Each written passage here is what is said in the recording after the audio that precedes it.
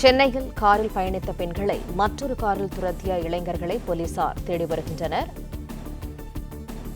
கூடுதல் தகவல்களை எமது செய்தியாளர் கதிரவன் வழங்க கேட்கலாம். கதிரவன், இது தொடர்பான முழு விவரங்கள் என்ன?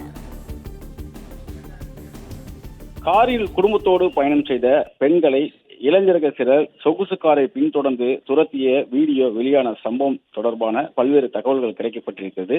குறிப்பாக இது தொடர்பாக பாதிக்கப்பட்ட பெண் காணத்தூர் காவல் நிலையத்தில் புகாரும் அளிக்கப்பட்டிருக்கிறது.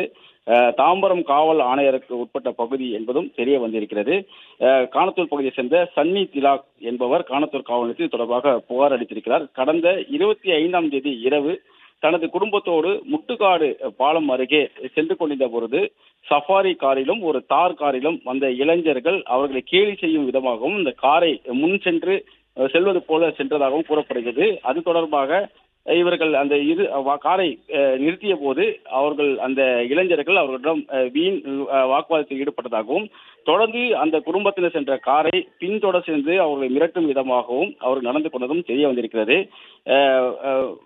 தொடர்ந்து காரை பின்னாலே துரத்தி சென்று ஒலி எழுப்புவதால் தாங்கள் கிளம்ப முற்பட்டதாகவும் அப்போது அந்த சஃபாரி காரில் வந்த 7-8 இளைஞர்கள் தங்களை துரத்தி தங்களது வாகனத்தை தாக்கியதாகவும் வீடு வரை பின்தொடர்ந்து வந்து மிரட்டி சென்றதாகவும் அந்த புகாரில் அவர் குறிப்பிட்டிருக்கிறார்.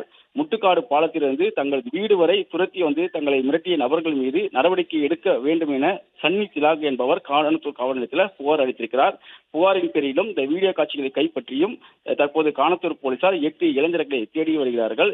ஒரு சஃபாரி கார், கட்சி கொடி கட்டிய ஒரு சஃபாரி வெள்ளை நிற காரிலும் தார் கருப்பு நிற தார் காரிலும் வந்து தங்களை இது போன்று அவர்கள் மிரட்டியதாகவும் ஒரு கட்டத்தில் தாங்கள் காரை நிறுத்திவிட்டு போலீசாருக்கு போன் செய்வதிருப்பதாக கூறிய பின்னரே அவர்கள் அங்கிருந்து கிளம்பி சென்றதாகவும் அவர்கள் தெரிவித்திருக்கிறார்கள்.